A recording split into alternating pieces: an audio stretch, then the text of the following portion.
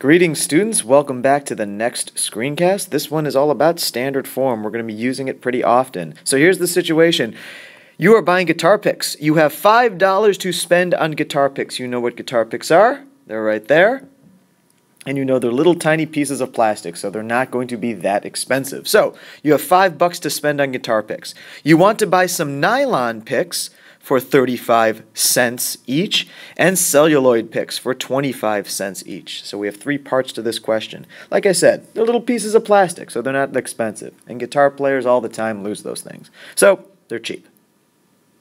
Part A says, write an equation in standard form, that models the possible combinations of nylon and celluloid picks you can buy. Now, standard form is extremely useful when you have two variables to contend with, and we do. We have an x and we have a y. Now, let's assign a different pick to each variable because we have two different items, in this case, two different types of guitar picks. We have a nylon pick, which is 35 cents each, and a celluloid pick, which is 25 cents each. So what I'm going to say is X is going to be the nylon pick, and the Y is going to be the celluloid pick.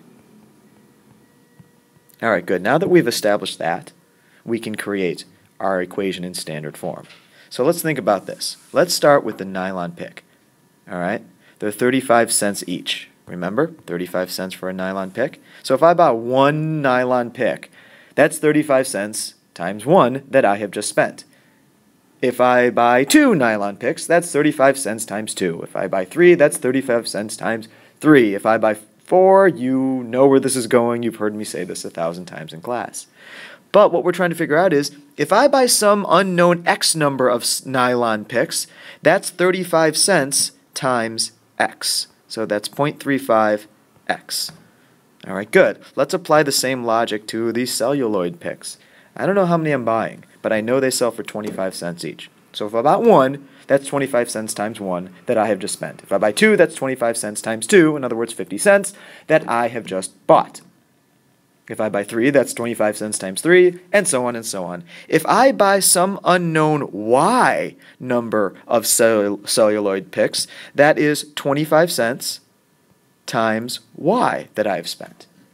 So now I have two very, very important terms in my standard form equation. Okay, so now we have to determine something. We have to determine what's going to go right between these two. Well, I am taking the cost of the nylon picks and the cost of the celluloid picks, and of course I am adding that cost together, so I need a plus sign, and all of that must be equal to a very specific number. What number? Well, I only have $5 to spend, don't I? So therefore, this total cost right here, the 35 cents for every nylon pick that I buy, and the 25 cents for every celluloid pick that I buy, cannot exceed $5. So this whole equation, at the maximum, can equal only 5. There you go. However, keep something in mind, folks. We're close to being done. We're very close to being done with our standard form. You might remember that standard form, this number here is called A, this number here is called B, and the constant is C. Remember, A, B, and C all need to be integers. Well, look at this. 0.35 and 0.25, those aren't integers. 5 is, but all three have to be integers. So we got to make some arrangements here. So let's see here. If I wanted to take 0.35 and I wanted to make it into a whole number, well, one thing I can do is I can just take this little decimal right here and move it once, twice to the right, and 0.35 becomes, of course, 35. And of course it's still x. But one thing that we know is that if we move the decimal two places to the right for one term, we should probably do it for all the other terms too.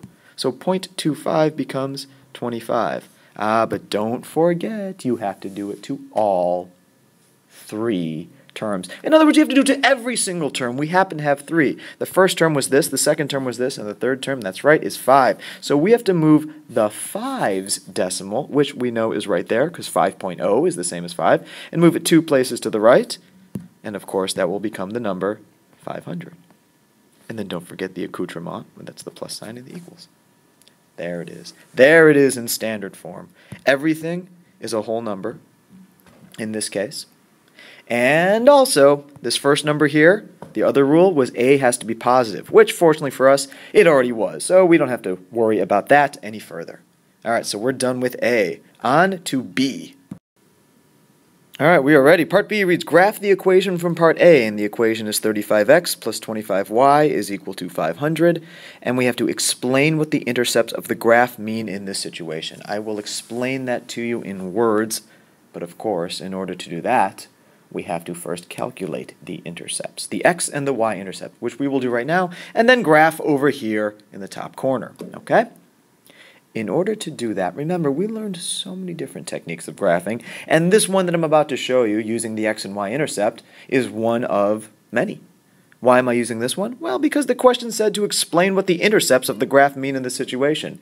So, might as well kill two birds with one stone and use the x and y intercept to actually graph the equation. Again, if you are asked to graph any equation, you are free to use any of the methods that we have learned about.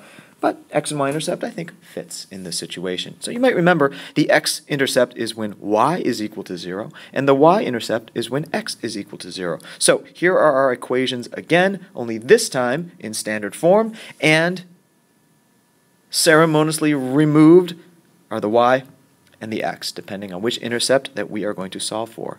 So like I said, to find the x-intercept, y has to be 0, so instead of y, let's replace that with 0, and let's actually do the math. 35x plus 25, 0, of course, makes 35x equal to 500.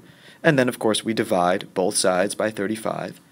And I'll save you the trouble because x is equal to approximately 14.29. That decimal goes on. It's 14.28, blah, blah, blah, blah, blah. But I have rounded it to 14.29.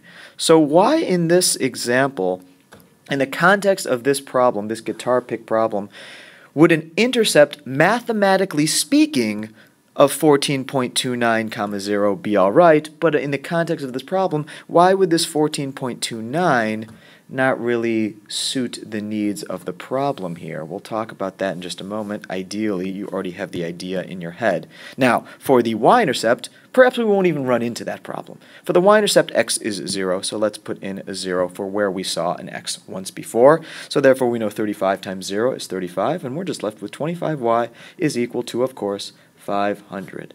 And if we divide 500 by 25, now we don't run into that problem anymore, because y, of course, is equal to 20. Alright, so let's put these x and y intercepts on the graph here, and then we'll connect them with a line and be done with it that way. Because remember, we need at minimum 2 points to make a line. Well, we have 2 points. We have an x and a y intercept. So let's graph it without further ado. Alright, here it is, nice and large. So let's see, we know our two intercepts, 14.29, 0, and 0.20. Let's do the easy one first. Let's do 0.20. That's the y-intercept. So 0.20 would be right there. The x-intercept, remember, is 14.290. All right, and so we see over here that we have a 12 and a 16. So it's going to be approximately between the 12 and the 16 because we're dealing with 14.29. But we don't have to be perfect, of course, so let's just put it right there. There we go. So we have our 2 points, and of course we need to connect them with a line.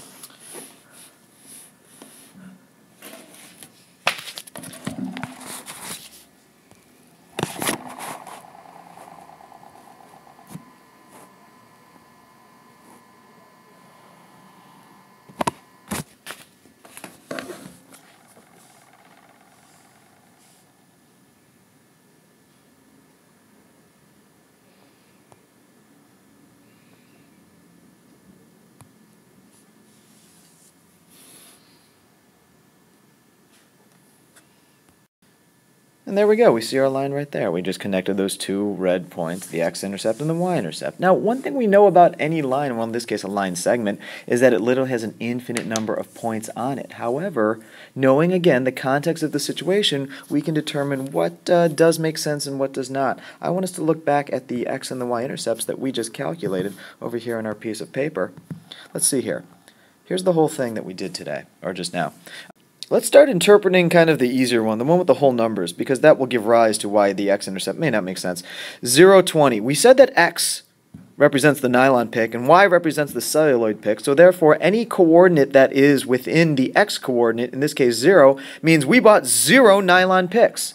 And if we bought 0 nylon picks, then all the $5 that we're spending can go towards the celluloid picks. And if each celluloid pick is 25 cents and we have $5 to spend, well then clearly y would be 20 because we can buy 20 celluloid picks, each at a quarter apiece, and thus we're spending all $5. So, no nylon picks, 20 celluloid picks is the interpretation of the y-intercept.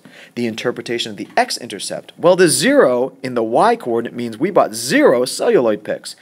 But 14.29 means we bought 14 and 29 hundredths of a nylon pick. Did we go into the store and kind of break one apart and said, oh, no, we'll just take 29 hundredths of the pick, if you don't mind, good sir?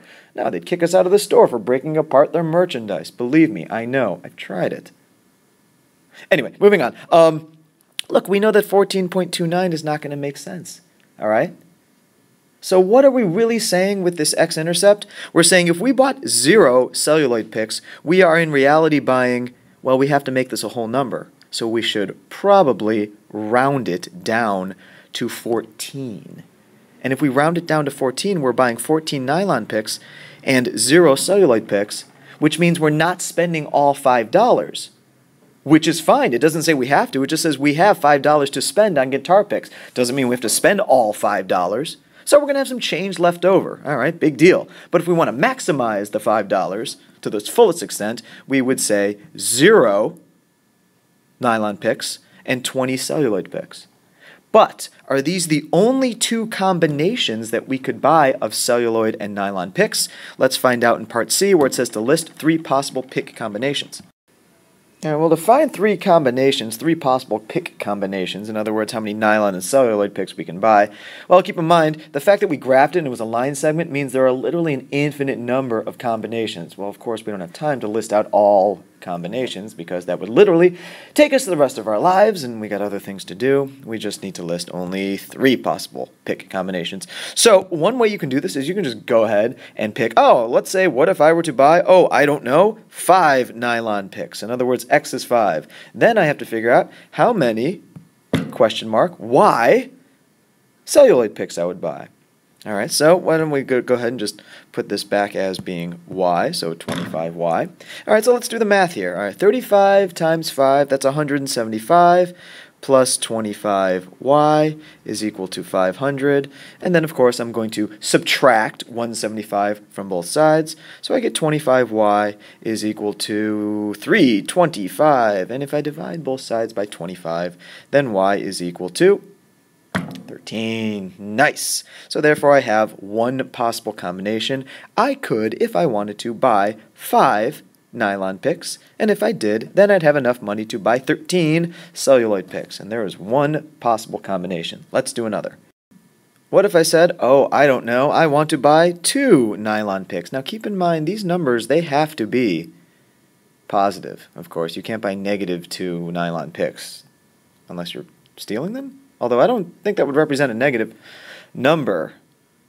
Depends on who you look at it. Anyways, if I buy 2 nylon picks, well, let's see here. I know 35 times 2 is 70 plus 25y, because keep in mind I'm trying to find a certain number of y celluloid picks, is equal to 5. And 500 minus 70, because I have to subtract 70 from both sides, is going to give me 430. And then, of course, I divide both sides by 25, and 430 divided by 25, and feel free to confirm this, I get 17.2. Interesting. All right, so what this is saying is if I buy 2 nylon picks, I am technically buying 17.2 celluloid picks?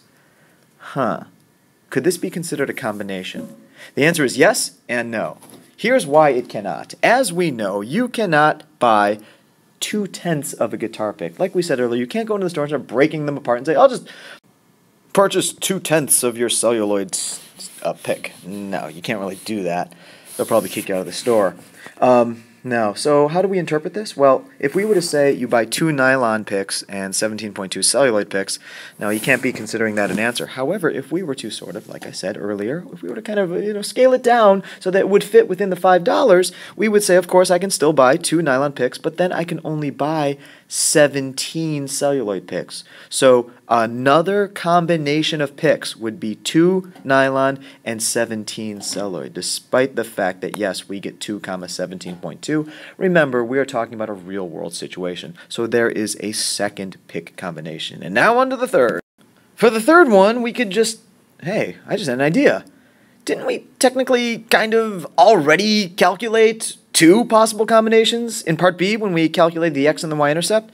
We said the x-intercept was 14.29, 0, and the y-intercept was 0, 20. So along with the fact that we already have the 5, 13 and the 2, 17, yes, technically 0.2, but just 17 as we just discussed, don't we already have a third combination? Can we just say our third combination is I buy 0 nylon picks and 20 celluloid picks? So here's one combination, here's another one, and here's a third one. Heck, we even wasted our time because we already had even a fourth one. So thus we did more work than is required of us, but hey, we are overachievers, all of us. Don't shake your head no. Don't say, oh no, Mr. Ripe, I'm not. Yes, you are. You have every aspect in you to, of course, succeed in life, and that sometimes requires you to go above and beyond the call of duty as we have just done here. Now, onto your problem. Here we go. Equally fascinating as guitar picks, here's where yours about lawn seed. You are buying $80 worth of lawn seed that consists of 2 types of seed. All right, so good. Standard equation is going to help with that because we're dealing with 2 different types of the same object, in this case, lawn seed. One type is a quick-growing rye grass that is $3.80 a pound, and the other type is a higher quality seed that costs $5 a pound. So if you want to spend a little bit more on a higher quality lawn seed, you're shelling out $5 a pound. You have 3 parts to this one. Now, this one is slightly different than what I just did. Don't get me wrong, same process, but they give you far more information than they gave me in the one that I just did about guitar picks. Part A, however, stays the same. Write an equation in standard form. Remember, that means A, B, and C must be integers and A must be positive. So write an equation in standard form that models the possible combinations of each type of ryegrass you can buy for $80. So you are creating an equation in standard form based on all of these numbers here. And remember, you might have to change a few things. 3.8? No, not an integer. Part B. Now this is where it's a little different. In my part B and C, specifically in C, where I had to list 3 combinations, they said just list 3 any combinations. So therefore I was able to choose what X and what Y could be. Basically, if I chose for X, Y was calculated accordingly. Well, now it's a little different. Now they're giving you information. Again, this is going to help you, and it's going to make it a little easier on you. It says, how many pounds of quick-growing rye seed can you buy if you buy 15 pounds of the higher quality seed? Use the equation from part A, of course, to help you figure that out. And part C, kind of the opposite of that. How many pounds of the higher quality seed can you buy if you buy 18 pounds of the quick-growing rye? All right, so A, B, and C. Very specific answers there. And no, you don't have to graph the way I did. That was just for emphasis when I was teaching it to you. If you have any questions, feel free to email. Have a great day.